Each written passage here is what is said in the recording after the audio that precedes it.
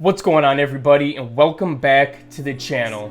So today we're going to look at how you can master using Ozone 9 and get an even cleaner mix every single time. So if you're ready for this, let's get right into it.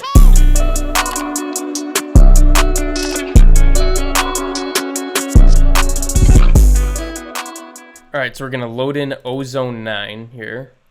And then we're going to add a few things to it. So we have the equalizer and the maximizer, which is good. But we're also going to add which one is it? It's dynamics. And we're going to put this in the middle here because we want our limiter to be last. So the maximizer is going to be like the limiter. This dynamics is like a multi-band compressor. And the equalizer is just an EQ. So I'm not really going to do anything with the EQ to the actual center EQ there. That would be kind of crazy. We could do that with a different EQ, but I'm going to put this in digital instead of analog. I'm also going to put this into mid side. So we're just going to be affecting the mid side here. And let's click on side. So it's just the side. It's basically just the sides of the mix. And all we're going to do is we're going to chop anything below 200 hertz because that's going to clean up the bass in the middle of the EQ spectrum.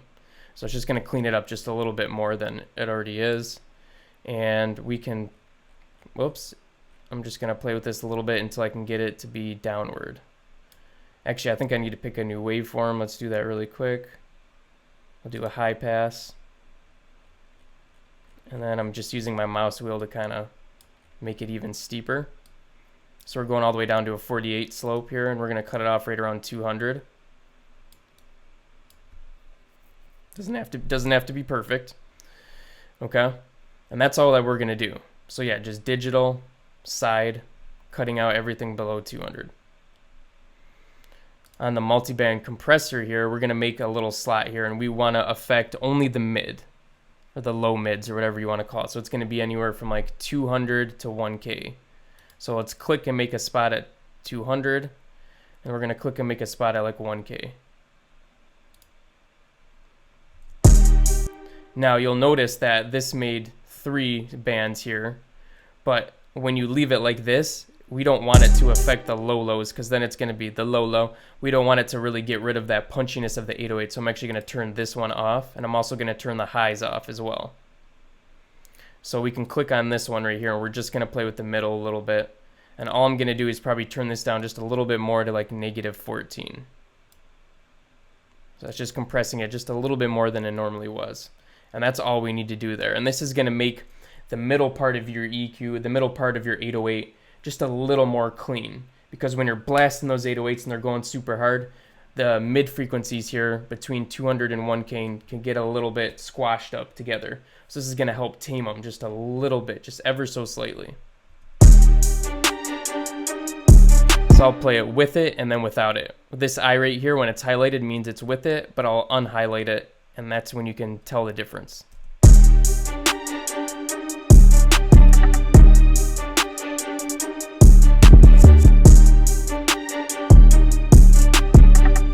So just ever so slightly, just making it just a tiny bit cleaner. It might be hard to hear that, but you'll have to trust me on this one. Okay, so we're good on that. Now we can go to the maximizer, which is our limiter. And this is where you can push your track a little bit harder. So if your beat is already super loud, you might not really need to limit it much. And I would recommend going into the limiter with some room, right? You want to be able to push it a little bit so that you can get everything to like be really loud and how you want it to be. So you can see on the saturator here, I actually turned it down to -6. So it's going into the limiter a little bit quieter than I normally would. I'm going to use this one right here, which is the low latency mode. Which is perfectly good to use, and I'm going to set the ceiling at about -0.1. You could put this anywhere from like -0.4 to -0.1. You don't really want it to be at 0 because on some systems, if it's at 0, some systems will treat it almost as if it's clipping, or since it's so close to it, it can sound actually fucked up on some systems. So you definitely want to make sure it's below 0 a little bit. And also the character, we're going to go ahead and change this to like 0.4. That way it happens a little bit faster. So the limiter doesn't hold on to, it's like whenever it limits it, it's not going to hold on to it for very long. It's going to be a fast. So it's going to limit it, boom, and then it's done. controls the attack and release. But let's also play with this right here. We can turn this transient up all the way. Okay, no, so what I'm actually going to do is I'm going to put the transient at like 50 and the sustain all the way up to 100.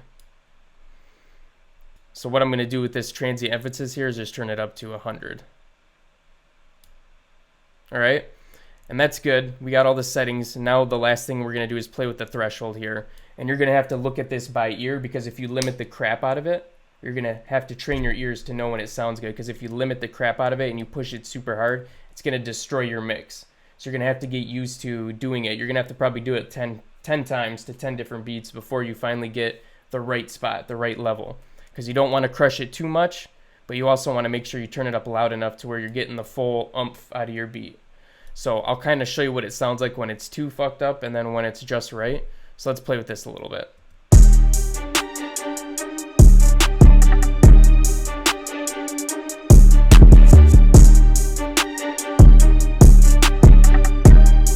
So that sounds good. In fact, we could probably turn it down a little more.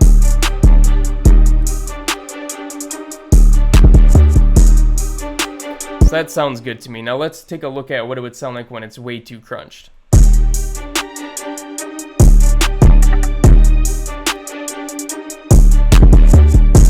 You can tell when that kick and that 808 hits, it kind of just drowns out everything else. It just loses sound. You're losing some of the artifacts of everything else in your beat, because the 808 and kick are just taking over and destroying everything else in the mix. So that's what it sounds like when it's really bad. And like I said, when it sounds really good, somewhere around like here sounded good for me.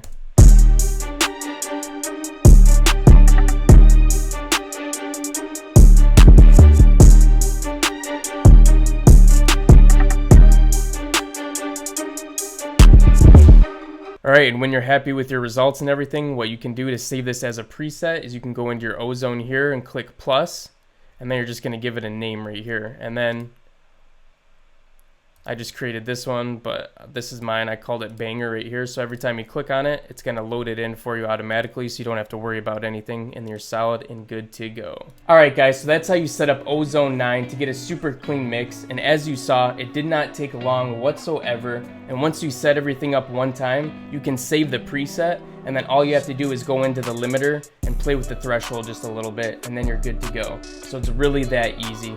Anyways guys, if you like this video, please smash the like button for me and subscribe to the channel if you're new here, because we're uploading videos all the dang time that you're not going to want to miss out on.